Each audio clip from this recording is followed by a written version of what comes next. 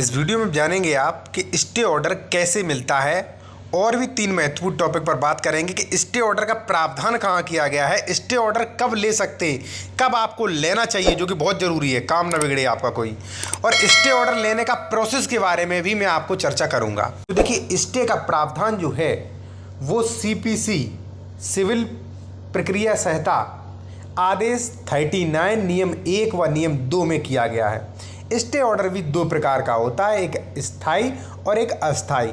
कई बार थोड़े समय के लिए दे देते हैं, कई बार ये ऐसा स्टे ऑर्डर दे दिया जाता है कि जब तक ये बात जो है, जो केस की सुनवाई जो है पूरी नहीं हो जाती, तब तक के लिए स्टे ऑर्डर, तो वो हो गया स्थायी। ठीक है, अब बात करेंगे सबसे महत्वपूर्ण टॉपिक पर कि स्टे ऑर्डर कब ले सकते हैं और कब आपको लेना चाहिए।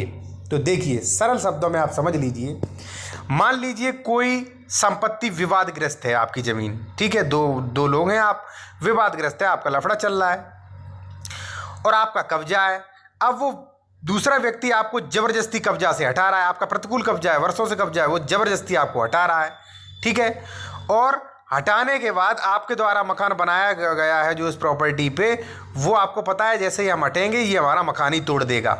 ठीक है, जब मकान ही तोड़ देगा, आपको हटा देगा, तो केस चलाने से मतलब क्या निकलेगा। ठीक है, तो ऐसी कंडीशन में आपको स्टे ऑर्डर ले लेना चाहिए। ठीक है, प्रतिवादी जो भी, मान लीजिए इसके प्रतिवाद किया है, वादी को वाद में विवादग्रस्त किसी संपत्ति के बेकब्जा करने के लिए या उस संपत्ति को क्षति पहुंचाने की धमकी देता है, तो ऐसे में स्टे ऑर्डर ले लेना चाहिए।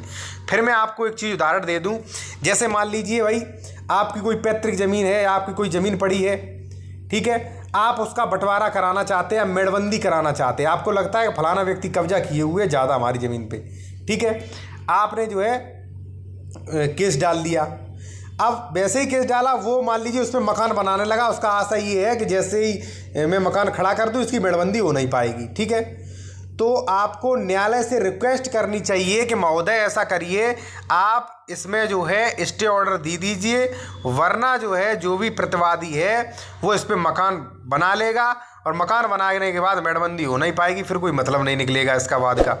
तो पहले से ही आप स्टे ऑर्डर, यानी कि जैसा है वैसा अभी पड़ा रहने दो। स्टे ऑर्डर लेना बहुत ज़रूरी है।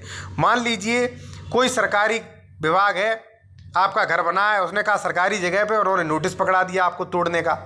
ठीक है, तो आप जो है केस कर दीजिए और आप वहाँ पे स्टे ले लीजिए, क्योंकि स्टे लेना ज़रूरी है। अगर मान लीजिए आपने स्टे नहीं लिया तो मुकदमा चलता रहेगा, आपका मकान तोड़ दिया जाएगा। जब मकान तोड़ दिया जाएगा तो फिर काहे का मुकदमा चलेगा भाई, मकान तोड़ने के बाद फिर क्या मुकदमा चलेगा। ठीक है, तो पहले से स्टे ऑर्डर लीजिए कि महोदय ये जो बात हमने किया है इस पर जो है स्टे ऑर्डर दे दीजिए, वरना हमारी अपूरणीय क्षति हो जाएगी। ठीक है, एक चीज़ मैं आपको और बता दूं कि स्टे ऑर्डर लेने का प्रोसेस क्या है। तो देखिए, ऐसा नहीं है कि डायरेक्ट स्टे ऑर्डर मिल जाए, आपको डायरेक्ट प्रार्थना पत्र दीजिए स्टे ऑर्डर मिल गया, ऐसा नहीं होता है।